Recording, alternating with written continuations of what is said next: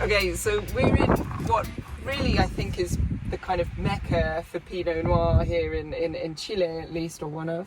Tell me all about the soils that make this place in Talinay so special and so unique. Well, I think that the main difference that Talinay has within other cool climate areas in Chile near the coast is the soil. This is a rarity in Chile. This is unique. This kind of limestone soil of a marine origin is something out of the box completely. We were very lucky at one moment to be kindly invited to buy the grape from this vineyard.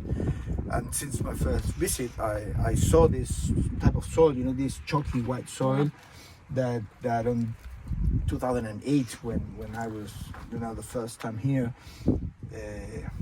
I dream of having it on my own because it's so special. And I've always been, before coming to Tabali, in my previous job, I was with my colleague, the other winemaker, seeking for limestone. I'm very more French from my education, so I know what limestone means for Chardonnay, for Pinot Noir, for Sauvignon Blanc, and for other grapes as Malbec also, and Cabernet Franc.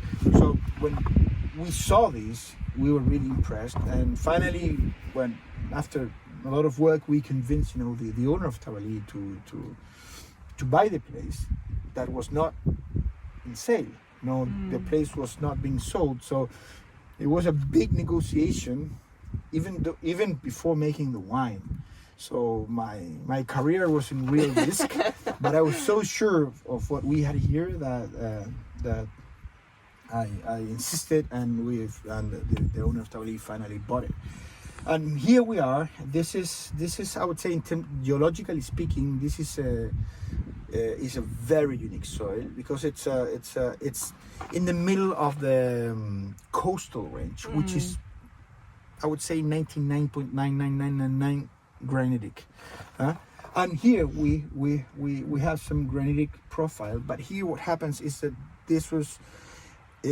this soil, this white chalky soil, is a very old marine terrace that was the bottom of the ocean for millions of years, and then because of this, famous earthquakes we have here, and then in and out of the ocean, it was brought up into the surface, and then the rock started weathering, and we can see that this is very easy. It's a very fractured rock. Yeah, easy to break. Easy to break. I don't want to keep breaking it. You're going to lose your calicata.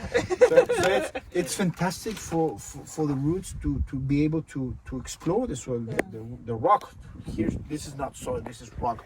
The rock profile, and get all that geology and that mineralogy in the bunches and then in the bottle of wine. Limestone gives you a completely different profile from what you can get normally from Chile or the New World, which is a much more fruity profile. This is more chalky. This is more about the stone, mineral. That is a concept that many people use it. And then also the soil has a different chemical balance. The grapes, they have different levels of total acidity, lower pH, higher acidity.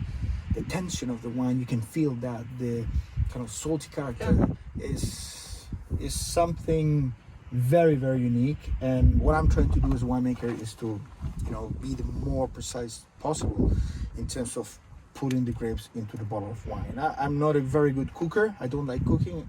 I work a lot here, and I try to be the less try to change and not spoil the quality of the grape, But let's go. Okay. So the vineyard's right here. So I think what's also interesting is not what's only below the soil, and obviously that's an important part of your Pai grapes and the Talinay wines as well, but also very much the grapes. So this is very interesting what you've done with the vineyard. Tell us about where you got the colonial material for Pai. Well, this is a very steep hillside. Here we have around 30 degrees of inclination, which is a lot. So this is not, we cannot mechanize it. Everything is done, by hand walking. So we decided to do first of all a high density plantation. Here we have 12,500 vines per hectare. Wow. My intention was, as we were planting Pinot Noir, to have very low yields but not affecting, you know, the total yield per hectare. So here we work normally with, you know, 500 grams, 700 grams per plant. So the production per hectare is quite reasonable and profitable, which is important. And then when we were, you know, seeking for the material for planting, you know, we went to the nursery, and of course, you know, we have all the clones 777, 667, 828, and suddenly at the end of the list they have two codes, GA04 and GA02. So I asked the guy, what were those clones? And he told me, you know, I don't know. This says muscle selection. Can you check? We were looking at the list, you know, the price list. And I said, you know, this is a muscle selection or field selection, I don't remember, of Bosne Romani. And my eyes went like this. And the second one, GO02, is Gevrey Chambertin, which is the Chilean, you know, if you read it, you know, Gevrey Chambertin, Bon Romani. How much you have of this? He told me the number. Does someone else has this material? No, you were the first one. We want everything. So finally we bought all this material and we planted it in this beautiful slope, which is very open to the ocean breeze influence. And it has this amazing limestone soil marine terrace. We planted it in 2013, and the first vintage we had was 2018, which we were very happy, delicious, that got extraordinary good reviews among the wine critics, and I think it took, you know, the level of Pinot Noir, of Chilean Pinot Noir, to a completely different, you know, position.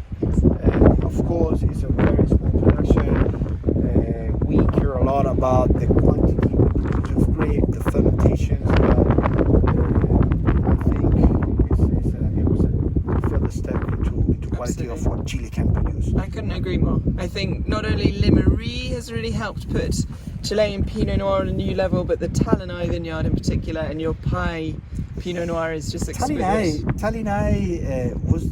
Limery is different. Yeah. Talinay is different from Limery, and Pai, which is the top wine, is even more different. So to be honest with you, I'm very lucky to be the winemaker in charge of making this stuff. And so you get to keep your job. After the big risk is paid off. I had to work very hard, and when we were signing the plantation, everything, you know, the owner came here and said to me, well, here's where we're going to have the 100 points, you know, putting pressure on me. And I said, you know, I don't know if we're ever going to get 100 points, but what I'm sure is that the best ones from these vineyards are going to come from here, and this is one of the best vineyards from Chile. So I think we could have something really, really very good in the future. Excellent. Well, thank you for sharing us. Pleasure.